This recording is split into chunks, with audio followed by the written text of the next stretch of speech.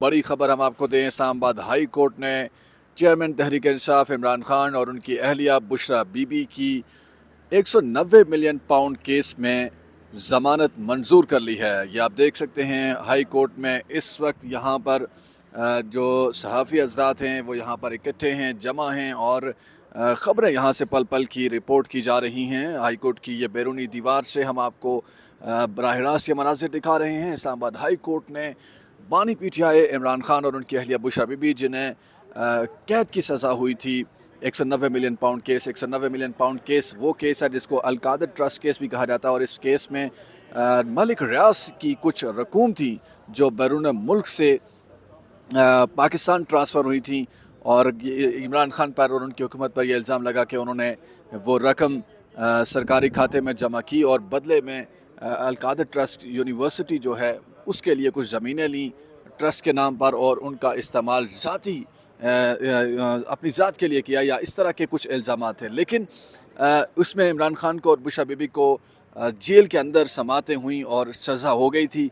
मगर अब Islamabad high court में जब ये ज़मानत का केस लगा तो यहाँ पर इमरान खान और बुशरा बीबी के लिए बड़ा रिलीफ आया है और अदालत ने बिलाखिर ये फैसला सुना दिया है। चीफ जस्टिस आमिर फारूक और जस्टिस तारिक महमूद जहांगीरी दो रुकनी बेंच ने अपना फैसला महफूज किया था और महफूज शुदा फैसले को अदालत ने सुना दिया है और इस फैसले में कहा गया है कि इमरान खान और बुशरा बीबी जो हैं वो ज़मानत के हकदार हैं और उन्हें फिलफौर रिहा किया जाए। रिहाई के ऑर्डर्स जो हैं वो जारी किए गए हैं इस्लामाबाद की हाई कोर्ट की अदालत से।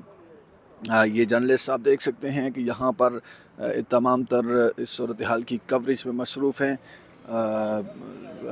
इस वक्त क्या मंज़र हैं कुछ हम अगर जानने की कोशिश करें जर्नलिस्ट साथियों से भी तो हम आपसे कुछ इनके व्यूज़ ज़रूर सुनवाएंगे। फयाज़ भाई, क्या कहेंगे इस फैसले का, क्या इम्पेक्ट पड़ेगा? क्या इमरान खान की रिहाई के कोई आसार आपको नज़र आ रहे हैं?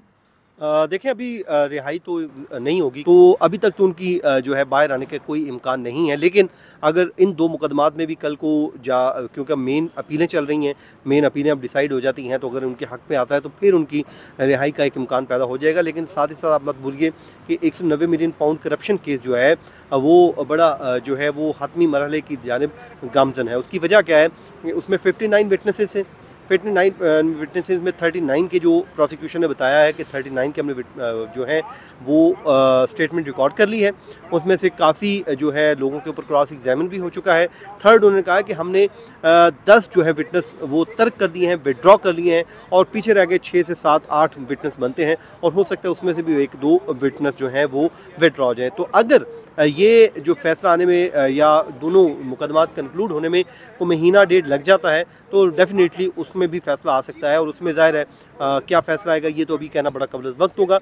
लेकिन फ़िलहाल 15-20 दिन, महीना मुझे नहीं लग रहा कि उनकी रिहाई का कोई इम्कान। वैसे तो इमरान खान के ख़िलाफ़ जितने भी केसेस हैं ज़्यादातर जो लोग कमेंट करते हैं वो कहते हैं ज़्यादातर पॉलिटिकली मोटिवेटेड हैं। 190 मिलियन पाउंड केस में आपको कोई जान नज़र आती है? ट्रायल के दौरान आप इस केस को कैसा देख रहे हैं? क्या प्रोसिक्यूशन जो है अब तक कोई जानदार चीज़ें सामने ला सकी है या उसी तरह ही नज़र आ रहा है पॉलिटिकल मोटिवेटेड? देखें, अभी 190 मिलियन पाउंड करप्शन केस में जो मामला हुआ है वो क्या हुआ है, वहाँ से इशू ये हुआ है कि नैब के पास वो वाले डॉक्यूमेंट नहीं थे जो बार बार कोर्ट की जानिब से कहा गया।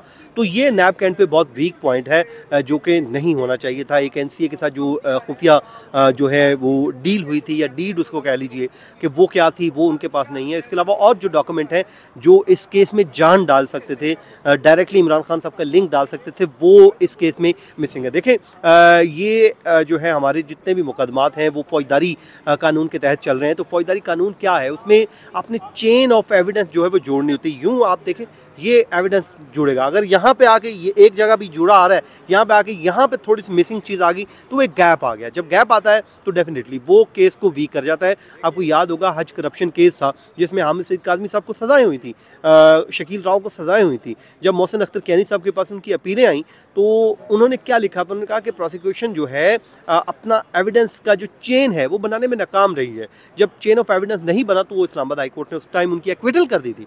तो बज़ाहिर इस केस में भी एक हद तक तो ये आता है। लेकिन दूसरी जानिब जो चीफ जस्टिस काजी फाइज ईसा साहब की एक ऑब्जर्वेशन है जिस पे बड़ा इन्हसार किया जा रहा है, बार बार इन्हसार किया जा रहा है प्रोसिक्यूशन की जानिब से, और वो ये है कि जो पैसे हैं वो गवर्नमेंट ऑफ पाकिस्तान के अकाउंट में आने चाहिए थे। और वो नहीं आए, वो डायरेक्टली जो है वो सुप्रीम कोर्ट के अकाउंट में आ गए। उनको जो है वो आपस में जो डील जो हुई थी उसको उसमें ही डिसाइड कर दिया गया, एडजस्ट कर दिया गया। तो एक ये ऑब्जर्वेशन तो है, लेकिन ट्रायल कोर्ट मेरे ख्याल में आमतौर पे जो कहा तो ये जाता है कि ट्रायल कोर्ट जो फैसला है वो हमारी ऑब्जर्वेशन से मुतासिर हुए बगैर दे, लेकिन ये किताबी बातें हैं।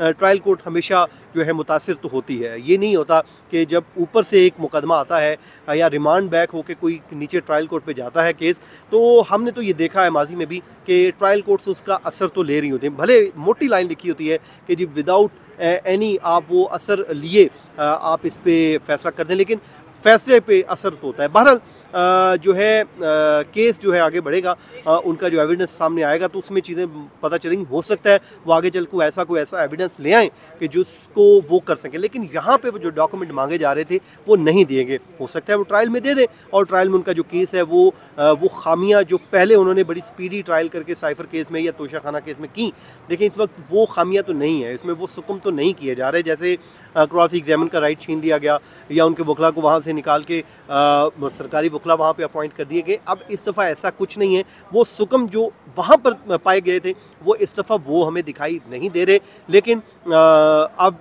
जो है आज आपको पता है वहाँ पर समाअत भी थी, लेकिन सिक्योरिटी खदशात की वजह से समाअत नहीं हुई। तो सूरत हाल जो कि तू ही